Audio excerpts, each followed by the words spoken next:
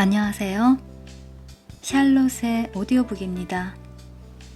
오늘 읽어드릴 소설은 에쿠니 가오리의 단편소설 모모코입니다. 모모코. 손님도 거참 난감한 분이 올시다. 호기심이 어지간히 많으신 게로군요. 하기야 보지 말라고 하면 더 보고 싶어지는 것이 인간의 심리라는 것이겠습니다만, 저런 땀을 다 흘리시고 하나 안심하세요. 저 사람은 저 방에서 나올 수가 없어요. 게다가 저런 꼴을 하고 있어도 살아있는 사람이 올시다.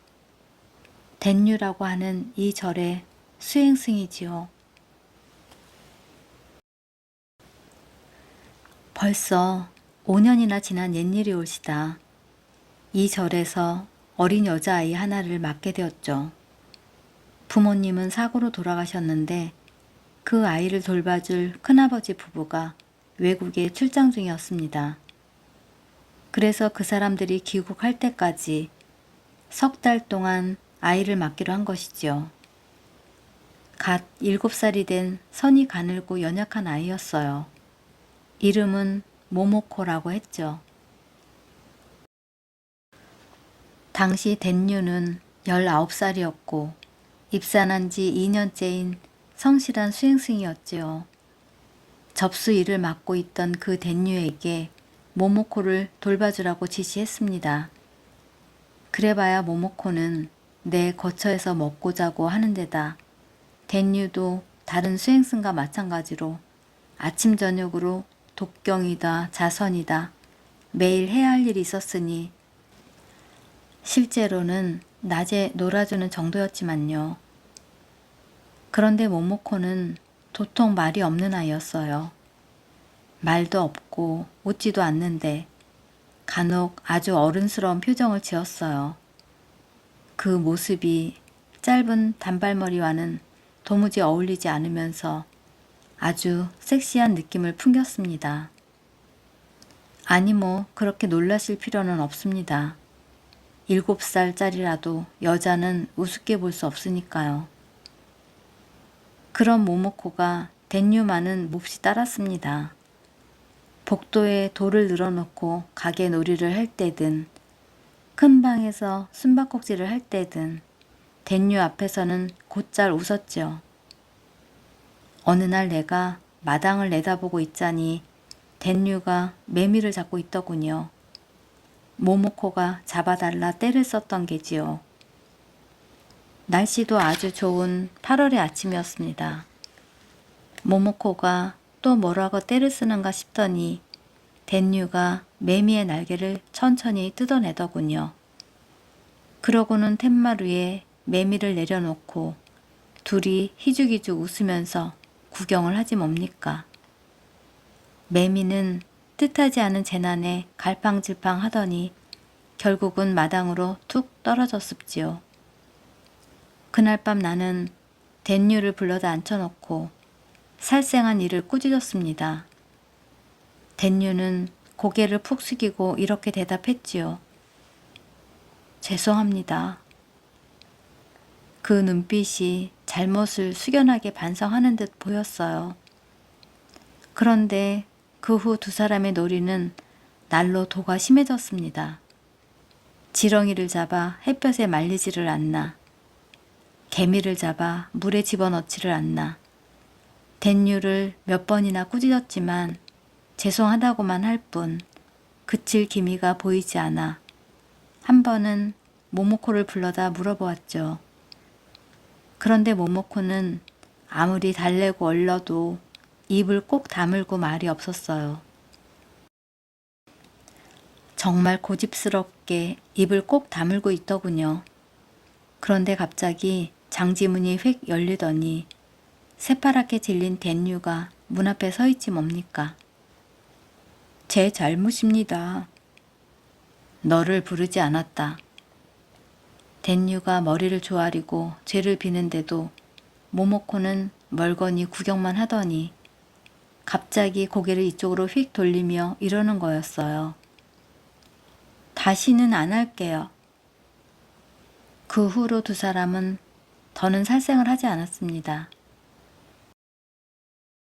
그렇다고 전처럼 가게 놀이를 하거나 숨바꼭질도 하지 않았죠. 둘이 방에 콕 틀어박혀 있을 뿐이었습니다. 그 즈음부터 댄유가 이상해지기 시작했어요. 아시다시피 자선이란 정신을 단련하는 것인데 앉아있는 모양새가 날로 흐트러져 갔죠. 등에 사념이 고스란히 드러나 있었어요. 뿐만이 아닙니다. 독경을 하는 목소리도 탁해지고 걸레질을 하는 소리까지 둔해지고 말았죠. 물론 표정도 멍해졌습니다. 그런데 모모코는 정반대로 눈에 띄게 생기발랄해졌지요.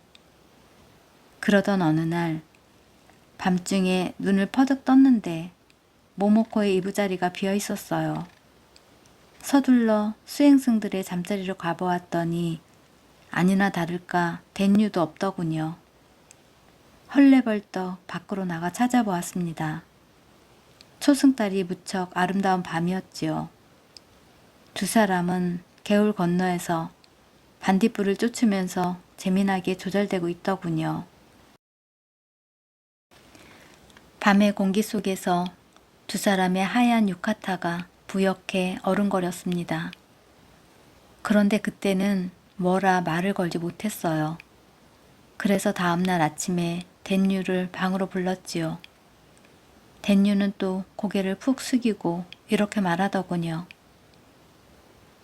사념이 떠나지를 않습니다. 떨쳐내려 하면 할수록 더더욱 마음을 뒤덮습니다. 내가 잠자코 아무 말을 않자 댄유는 고개를 똑바로 쳐들고 내 얼굴을 빤히 쳐다보면서 이렇게 말하더군요. 사랑에 빠졌습니다. 사랑이라, 사랑. 나는 일소에 붙이고 말았습니다. 댄유, 대체 어찌된 일이더냐? 모모코는 아직 어린아이가 아니냐? 그런 아이를 두고 사랑이라니. 댄유는 다시 고개를 떨어뜨렸습니다. 큰 스님은 사랑을 잊으셨지요? 그만 물러가거라. 모모코는 물론 너 역시 어린아이로구나.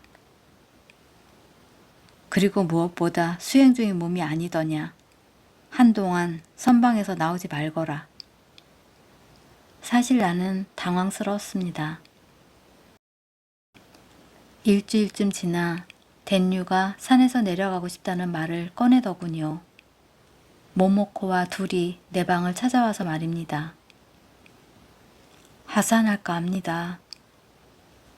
그러고는 다다미에 손을 대고 머리를 조아렸지요.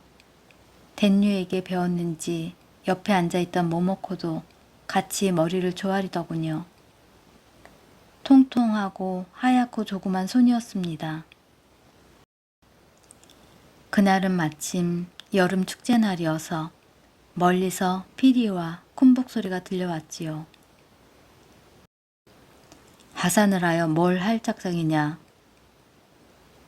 모모코와 함께 살면서 일거리를 찾겠습니다. 모모코는 의지할 곳이 없는 아이입니다. 어리석은 소리 하지 말거라. 나는 고함을 쳤지요. 하산을 하고 싶거든 너 혼자서 내려가거라. 모모코는 이 절에서 맡기로 한 아이다. 모모코는 두 손을 무릎에 얌전히 올려놓은 채 말없이 눈물을 뚝뚝 흘리더군요. 댄유, 앞으로 모모코는 내가 보살피겠다. 너는 이틀 동안 똑바로 앉아서 단식을 하거라. 그래도 하산을 하고 싶으면 내 뜻대로 하거라. 모모코는 이제 곧 떠날 아이다. 그 전까지 절 밖으로 내보낼 수 없으니 그리 알거라. 가마를 맨 사내들의 함성이 바로 옆에서 울려 퍼졌습니다.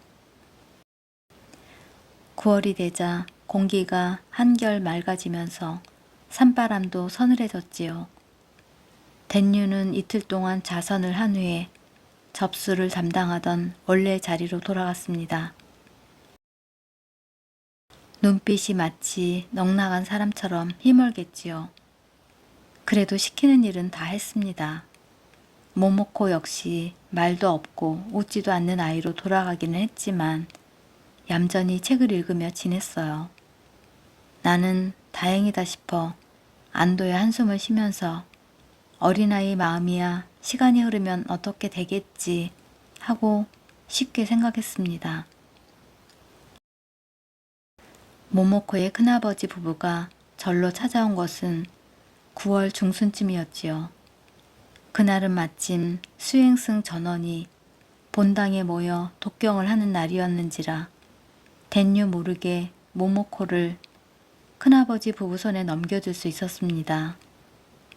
모모코도 의외로 순순히 인사를 하고 돌아섰는데 막상 택시에 오를 때가 되자 눈물을 글썽이더니 고개를 푹 숙이고는 눈물을 뚝뚝 흘리면서 훌쩍거리지 뭡니까. 그때였어요. 단발머리가 흔들리면서 몸이 살짝 뜨는가 싶었는데 다음 순간 모모코는 부리가 빨간 하얗고 가녀린 새가 되고 말았습니다. 네, 물론 믿을 수 없으시겠죠. 하지만 새는 동그란 눈으로 내 얼굴을 올려다보고는 가을이 시작된 하늘로 날아올랐어요. 그리고 그 자리에는 빨간 개역기가 두세 송이 흔들릴 뿐이었죠. 본당으로 돌아가자 수행승들의 독경 소리가 나지막하게 들리더군요. 뒷문을 열고 들여다보니 어두컴컴한 방 안에 10명쯤 되는 수행승들의 뒷모습이 나란하고 그 한가운데쯤에서 댄유도 독경을 하고 있었습니다. 그런데 그 댄유의 정수리에서 10cm 정도의 가느다란 줄기가 뻗어나와 있고 그 끝에 파란 꽃이 피어있는 것이었어요.